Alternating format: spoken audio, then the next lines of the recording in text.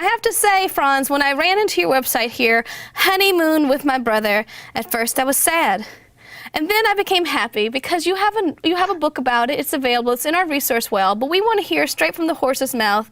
When did you first think that there might be a problem with your relationship? Oh, there was a bunch of red flags, but I'm a guy, and guys always ignore red flags, right? Things like, she didn't always wear her engagement ring, or the wedding invitations were a little bit slow going out, and she just didn't sound that excited to tell people about it. But I ignored all of that, and I said, no, we're going to get married. This is just cold feet, and put my head down and hope for the best. And then we had a spectacular crash. Yeah, just a couple of days before the wedding, she said she couldn't do it, but it was so close to the wedding that food's there, wine's there, guests are there. They've flown in from Europe. They've flown in from all over the world. And so my brother here had the crazy idea, hey, you should go ahead and have a wedding anyhow. And I said, no.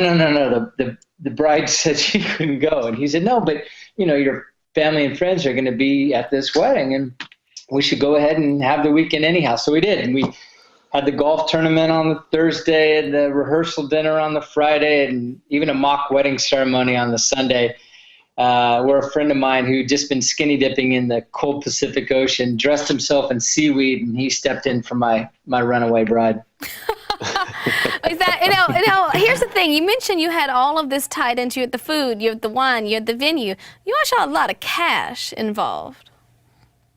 Oh, yeah. No, I mean, weddings are expensive, and, we are so wed, literally, to destination weddings and multi-day weddings. They used to be these really simple affairs, and now they've grown into this huge, huge business, as Sandy and Kurt will attest to.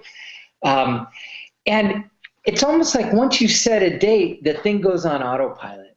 And you don't talk about your relationship. You don't talk about any problems that you might be having. You talk about lobster crostinis and who's going to sit next to whom and what sorts of flowers should we have. But, none of that is meaningful at all. I'm a personal believer that we need to get back to a much more simpler approach to weddings. When did you find out that there was going to be no bride at your brother's wedding?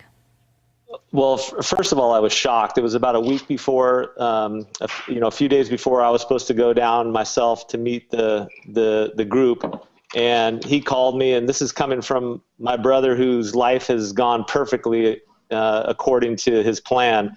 So it really shook me up, and I hopped on the first flight down there to help him sort through all the calls. And what he's not saying, too, is he had just gotten a divorce. And so, here we are, two brothers who were both dumped, in this middle of this surreal weekend. It was only natural that at the end of this crazy weekend, I turned to my brother and I said, hey, how'd you like to go on a honeymoon? And he said, with whom? And I said, no, you don't understand. I got 2 weeks in Costa Rica, prepaid. I've got all these great, all-inclusive resorts. I got first-class airfare. And he's like, whoa. Honeymoon suites have one bed, and oftentimes it's heart-shaped, and there's champagne and roses, and I love you and I want to help you out, but I don't want to go on I don't want to spend 2 weeks in a heart-shaped bed with you. So I said, no, we'll cancel that. So we took off on my honeymoon to Costa Rica, which was supposed to be for a week. But it was good. We kind of reconnected as brothers and had a bunch of the conversations that we should have been having. Cleared our heads. Travel's always great for that. And so at the end of the 2 weeks, decided to extend our honeymoon for 2 years in 53 countries.